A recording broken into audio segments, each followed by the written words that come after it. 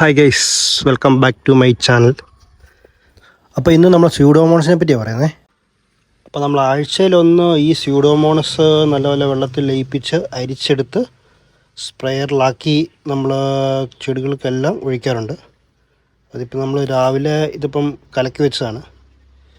കലക്കി വെച്ച് അതിൻ്റെ തെളിയെല്ലാം ഊറ്റിയെടുത്തിട്ടുണ്ട്. സൺഡേ ആയതുകൊണ്ട് തന്നെ നമ്മൾ രാവിലെ തന്നെ ഇത് കലക്കി വെച്ചിട്ടുണ്ടായിരുന്നു.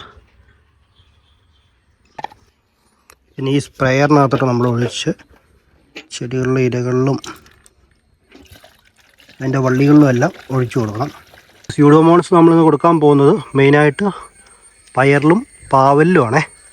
അപ്പം പയർക്ക് ഏകദേശം കായ്ച്ച് തുടങ്ങിയിട്ടുണ്ട്. അപ്പം കുറേ മൂട് എനിക്കുണ്ട് ഇവിടെ. ഇതൊരു ജൈവ കീടനാശിനിയാണേ.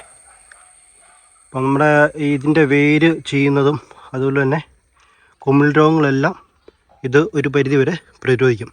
അപ്പോൾ ആഴ്ചയിലൊന്ന് നമ്മൾ ഇത് കലക്കി ഇതിൻ്റെ ഇലകളിലെ രണ്ട് വശങ്ങളിലും ചുവട്ടിലും ഒഴിച്ചു കൊടുക്കും. ഇതിനകത്ത് കണ്ടാൽ തന്നെ ഇഷ്ടംപോലെ പൂക്കളുണ്ടായിട്ടുണ്ട്. എന്നാൽ ഇതിൽ ഉറുമ്പൊക്കെ വന്നിരുന്നതിൻ്റെ പൂക്കളൊക്കെ നശിപ്പിച്ച് കളയുന്നുണ്ട്. അപ്പം അതിനുവേണ്ടി നമ്മളിപ്പോൾ ഈ സ്യൂഡോമോണസ് കൂടുതലായിട്ട് കൊടുക്കുന്നത്. ആഴ്ചയിലൊന്ന് നമ്മൾ ഇതിനകത്ത് കൊടുക്കും. കൂടുതലും ഇലപ്പൊളി രോഗങ്ങളും കുമിൾ രോഗങ്ങളുമാണ് ഇപ്പോൾ പ്രതിരോധിക്കുന്നത്. വളങ്ങളുടെ വലിച്ചെടുക്കാനുള്ള ഒരു പ്രവണത എല്ലാം നമ്മൾ ഇത് കൂടുതലായിരിക്കും ഈ സ്യൂഡോമോണസ് കൊടുക്കുമ്പോഴേക്കും.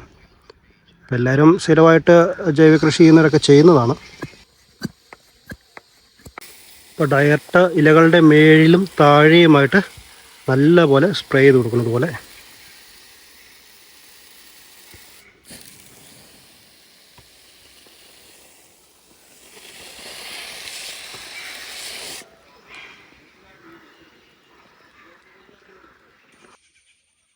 ഇപ്പം അത്യാവശ്യം എല്ലാ വിളകൾക്കും നമ്മൾ ഈ സ്യൂഡോമോണസ് കൊടുത്തിട്ടുണ്ട്. ഇന്നത്തെ പരിപാടി ഏകദേശം കഴിഞ്ഞു. അപ്പോൾ അടുത്ത വീഡിയോയിൽ കാണുന്നവരെ ബൈ ബൈ.